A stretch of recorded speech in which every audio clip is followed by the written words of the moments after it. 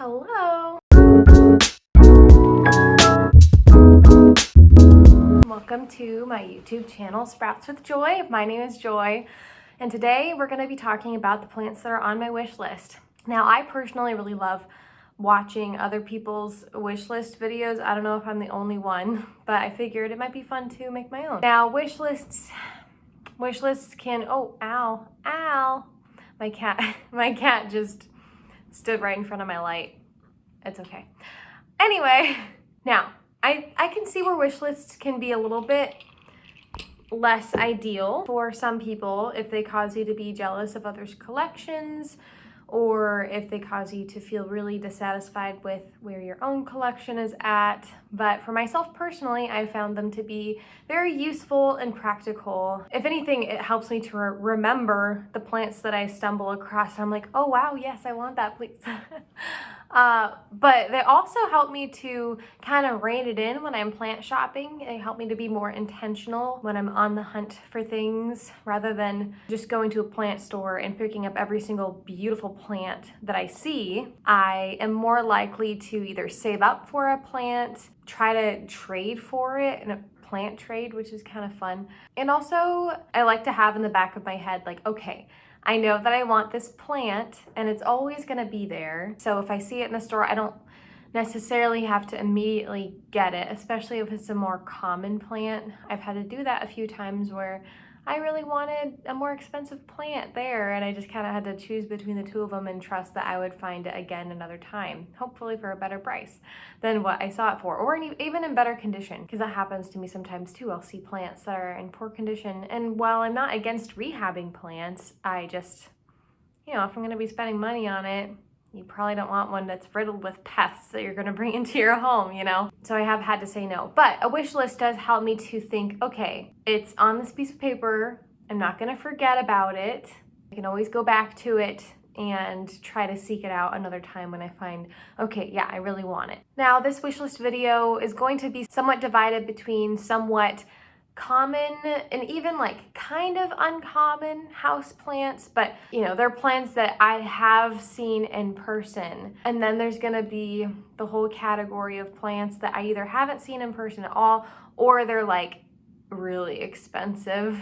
And those are gonna be plants that I'm not gonna just get on a whim at a plant store, more likely. So with that being said, let's just jump into the video finally. Goodness, I feel like that was a long introduction. I think I'm gonna start with the more common plants that are on my wish list first, and then we'll get into the more rare and expensive varieties. Now, the first common plant on my wish list is a Stromanthe Trio Star. I don't know what others' experiences have been, but for me, I've actually seen quite a few Trio Stars in person. I've seen some really large ones, actually. I've mentioned before in previous videos that I really, really like prayer plants, despite the fact that they are unkind sometimes. And Stromanthe falls under the prayer plant category, and I'd say the Trio Star is probably my favorite Stromanthe that I've seen. The colors are just so vibrant. They just look painted on, really. But yeah, Stromanthe Trio Star. I'm a little bit hesitant to introduce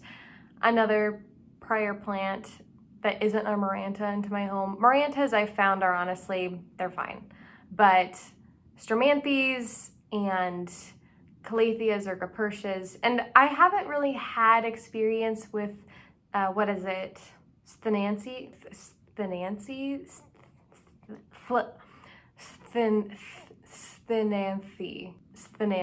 Yeah, there we go. Yeah, I don't have a whole lot to say about the Stromanthe Trio Star other than it's honestly just a really pretty plant. It's a little bit scary, but pretty. The next plant that is on my list is a lemon lime Maranta. Marantas in general have my heart, and I currently have a Maranta green or rabbit's tracks, whatever you want to call it. I also have the red Maranta, but the lemon lime Maranta wouldn't quite complete my collection because there are a few others out there like the variegated Maranta, and there's one with more silvery stripes as well. But that would complete the trio of the three common Marantas that you can find pretty easily.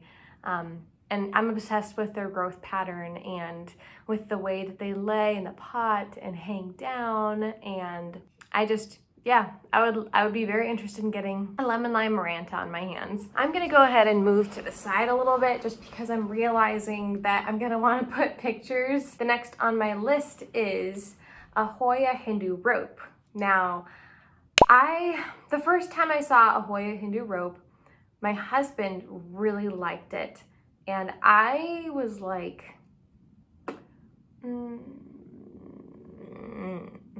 I don't know, something about it rubbed me the wrong way. It looked weird. You know, the Hoya carnosa compacta is what it's also known as. It just looked,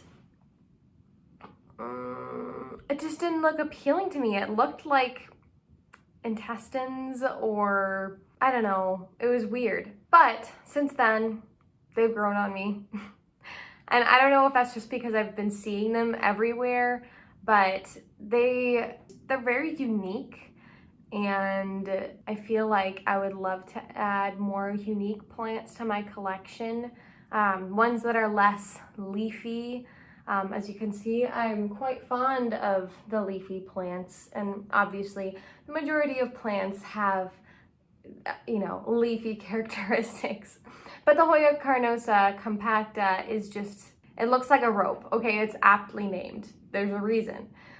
So I do favor the variegated version, obviously. But I'm very open to just getting the plain green version as well. The variegated version is probably going to be more of a challenge for me to find. So I would rather just stick with the common one. I've seen it several times in stores. I just haven't pounced on it yet. But someday, it's in the back of my mind. The next plant on my wish list is well, speaking of prior plants that I mentioned earlier, it's the Sthenanthe. Yes, Sthenanthe. There are lots of varieties of Sthenanthe, but I think that the Luberciana is the most beautiful. I don't know if I'd actually say that. I like a lot of the other Sthenanthes out there, but look at me saying the word and not struggling at all. Goodness, it just took some practice. But, oh, okay, sorry, my cat, again, he's just coming along and wants to interrupt, and now he's like, why are you talking in my ear? I don't want to be smushed. I know, sorry, bud. He's a very snuggly cat, but only if it's on his own terms. Anyways, so the Sthenanthe Luberciana, I like the look of it a lot. I've seen some really honkin' big pots of it, like, I don't know, they had to have been 10 or 12 inches. And so I really have strongly considered getting them because they were very affordable for a plant that is that large. But I just haven't, what's the term? I don't know. I haven't. Hi, Al. Thank you for, oh, thanks. Thanks, sweet boy. Yeah. Are you gonna move? Please? I gotta film my video. What are you doing? 1 second. I just haven't purchased it yet, partially because I'm not entirely sure where I would put it. I haven't looked a ton into Sthenanthe care. I'm assuming it's similar to any other prayer plant, and I just don't have a good location for a big plant. And not that it would necessarily be big, because I'm sure you can get smaller versions of it too, but I would want to get one of those big pots that I've seen because I think they're really cool looking. But I just don't have a good location for a floor plant that needs substantial humidity. Actually, no, I just lied. I could put it in my bedroom. I have a pretty good humidifier in my bedroom.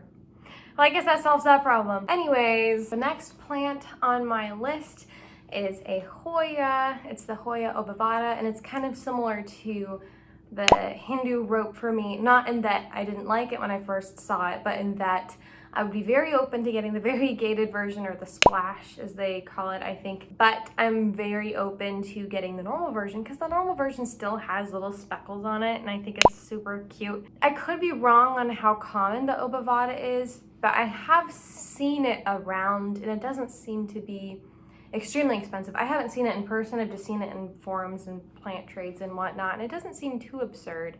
I could be wrong again though, I don't know. But yeah, I really like the little speckles that it has and the little round shape. I think I think that it might be my favorite Hoya that I've seen. Yeah, really the second I laid my eyes on an Uppbeat online, I was like, oh, I like it. I like it a lot. I think it was the first Hoya I actively desired, honestly. All right, the next plant on my list that's on the common or maybe like uncommon side is the Begonia maculata, specifically the whitey eye. Oh, my husband's calling me. Whoops, 1 second. Well, that was really sweet. My husband called me to find out what blizzard I wanted from Dairy Queen. So, oh, I picked Reese's, by the way. Anyways, so Begonia maculata whitey eye. I just think it's super cute. I mean, it's a very trendy plant right now. I feel like I could be wrong again, but I see it all over Instagram, and it's typically in people's shots when they film videos. So, but I don't know, there's something really attractive to it. It's got polka dots. I mean, what's not to like? And I really appreciate how large the leaves are, the color, like the deep color of the leaves, and how defined the polka dots are. But also, my favorite part about it is the red backing to the leaves. Oh my goodness. So you will find out over the course of this wish list that I am a sucker for red backed leaves. I don't know why, but something about it is just mwah. I just love the burgundy backs. I feel like it's very aesthetically satisfying to me, and it adds a whole nother dimension to the plant to have backs that are unique and striking. And then cane begonia in general, I really like and prefer to Rex begonias. Sorry, maybe someday I'll get a Rex begonia and it'll grow on me, but cane begonias are where it's at for me currently. But yeah, other than that, I just think they're a pretty hot plant and I want one. All right, wrapping up the more common to uncommon section is a Scindapsus pictus exotica. Now, I do have a silvery Ann, I have an Argyrius, and I also have a Scindapsus trubii moonlight. But those are the 3 Scindapses that I currently have in my collection. And I don't know, I'm open to getting a lot of other Scindapses that are out there, like the silver splash and stuff like that, because I mean, they're super cute. What's not to like? But I mean, the big leaves of the exotica, I mean, come on, everyone loves it. It's just universal, and I want to get those nice, luscious, I don't know if they're luscious, but they're just velvety and big and satisfying, and I just feel like it would fill a nice space in my home. So that's pretty much the only reason. It's just I see it everywhere and I like it and I want it. Yep. Now we're going to move on to the rare plants, or at least the plants that I have not really personally seen in stores like my local nurseries, and I have not seen them for cheap prices. They seem to be much more expensive in general, and I'm likely not going to get them anytime soon unless I do a plant trade or I save up for it. The first that's on my list is a Philodendron Florida Ghost. Now, I don't know if I like it so much because I grew up in South Florida, so the fact that it has Florida in the name just rekindles my childhood experiences and memories, and it's just nostalgic for me. I don't know. But I like that it kind of resembles, to me, an alligator. I don't know, it's weird. And I could get just the Philodendron Florida Green. I have considered it because it is cheaper. It's like half the price, I think, at least. But if I'm gonna do it, if I'm gonna get into the Philodendron Florida boat, I may as well get the Ghost, you know? I may as well get the kind. If you don't know about the Philodendron Florida Ghost, the cool part about it is that the new leaves come in white or a very, very light creamy green, and over time they fade down to a green. And I just think that's freaking cool, okay?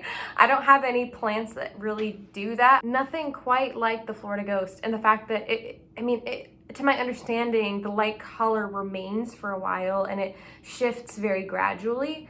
So I don't know, I just think it's a really cool plant, and it's been on my wish list for a long time. I think it was one of the first plants I put on my wish list.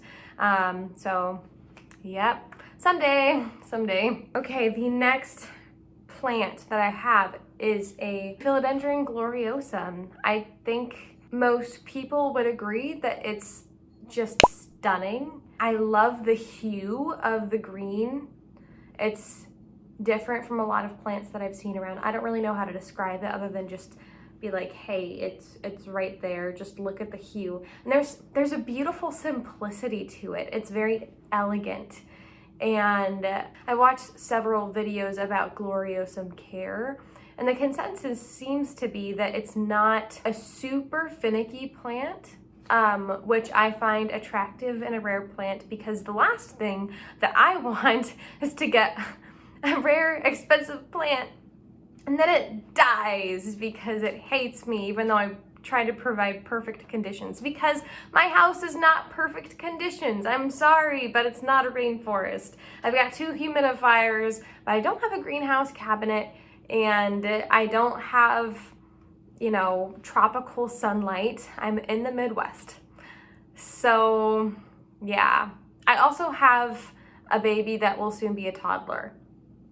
So I'm a little bit hesitant to get plants that are not going to last. And I guess the toddler thing, I mean, I just have to keep things out of her reach, which is going to be a whole other thing. But anyways, I just find rare plants that don't die easily attractive. That's the bottom line. And I've heard gloriosum is kind of that way. Yeah, they're beautiful plants. I'd love to have one. They get really big. A+. Okay, the next plant is actually an anthurium. I don't own anthurium for the very reason that I just mentioned. I don't have perfect conditions, and I do not have a greenhouse cabinet. And I've heard, again, my whole thing with rare plants being resilient and wanting rare plants that are resilient because I don't want to spend a whole lot of money on a plant that will just die and hate me. Yeah, I've heard anthurium can be awful when it comes to that. So that's where they kind of terrify me. But this wishlist plant, the Anthurium clarinervium, I've heard, I don't have personal experience, but it seems to be a hardier anthurium than your average anthurium, and I happen to like the look of it the most. So if I'm gonna go for an anthurium, I want to go for this one because I really like it. And if I'm gonna drop that much money on it, I just think they're kind of sexy. I don't know. They're just, The veining on it is so pronounced, and the shape of it is really unique. Well, I guess it kind of looks like the crystallinum as well, but what isn't there to like? So yeah, Anthurium clarinervium, that's the one anthurium on my wish list. Maybe I'll expand that someday, but I want to start off with this one, and then maybe someday I'll get other ones once I get a greenhouse cabinet. All right, speaking of the burgundy backs, because remember how earlier when we were talking about the Begonia maculata, that just the scarlet, burgundy, red, whatever you want to call it, when the backs of the leaves are red. So the next 2 plants on the list both have the burgundy back. So I wonder if you can guess what they are. Drum roll. First one, Philodendron adabapoense, or adabapoense, depending on who you ask. Okay, I really want to touch the leaf of an adabapoense because it looks really soft and like thick to me. I mean, I could be completely off base here, but just from what I've seen, it just looks like, not rubbery, that's not the right word at all. And I could be completely wrong, but something about it just looks really attractive and like it would be fun to just, I'm trying to think of a word that's not gonna be uncomfortable. there's no good word to talk about this without it getting awkward, I feel like, because I want to touch it, okay? And I think they're really cute, and just the way that they just peek out of the pot. I don't know. I would love a philodendron like it. And it has the burgundy back and it's like party in the front. No. See, I'm tired. It's business in the front, party in the back. And I just think there's something really fun to it. Anyway, next up. All right. Last but not least, and your girl is getting loopy right now. Last but not least, see, it's coming up. It's the Syngonium erythrophyllum.